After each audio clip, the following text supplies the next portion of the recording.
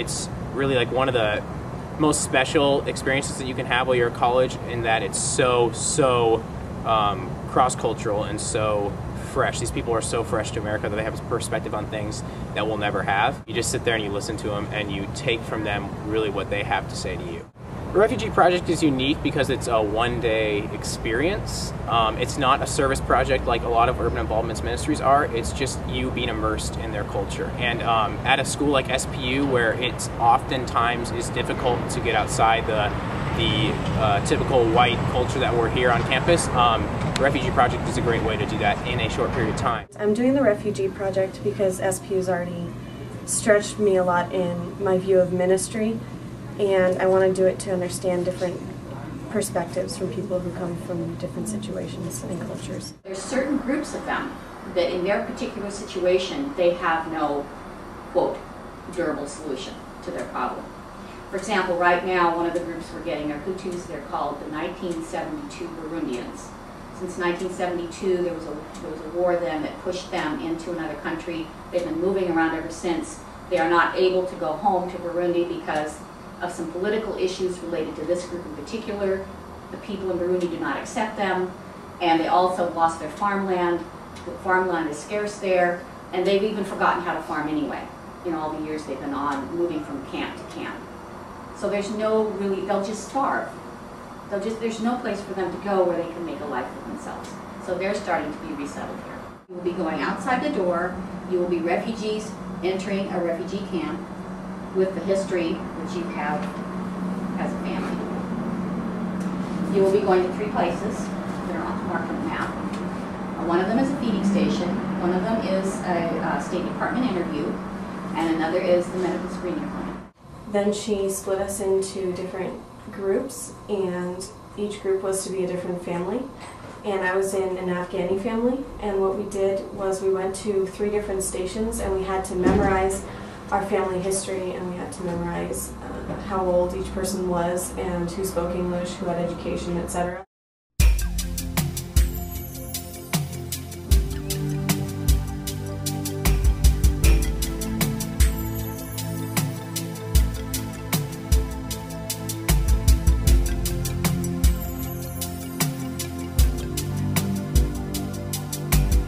We welcome them, refugees who are fleeing war, persecution, and terror, and give them the tools they need to rebuild their lives. And that is, when you start really thinking about what those tools are, it is mind-boggling.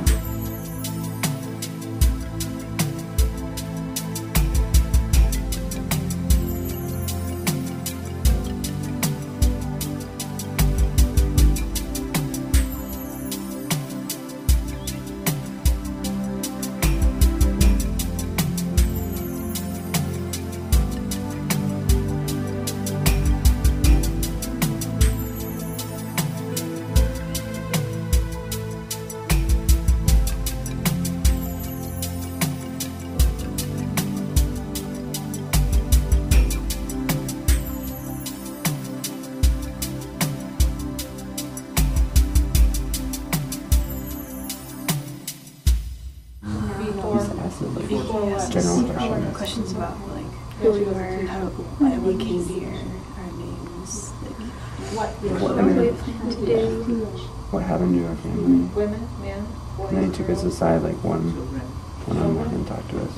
But none of us knew any English, so it was really hard to actually communicate. I just think that understanding the refugee story, even though they're so different, it's still a whole different part of the city and a part of the world that lots of people still don't understand, and I didn't understand, and now I'm glad that I have a better perspective on what it's like to be so in such fear from your own country that you have to move to a different one. And it's just different how people have different sufferings and how people come from different backgrounds, and yet God can still connect us in so many ways, and He can bring us together through through things like this. This is a one-time experience, and it should be something that ignites interest for you in further experience, not just like a one-time thing. So whether that means becoming a cultural companion for a family that's just brand new to town, or doing a clothing drive for people,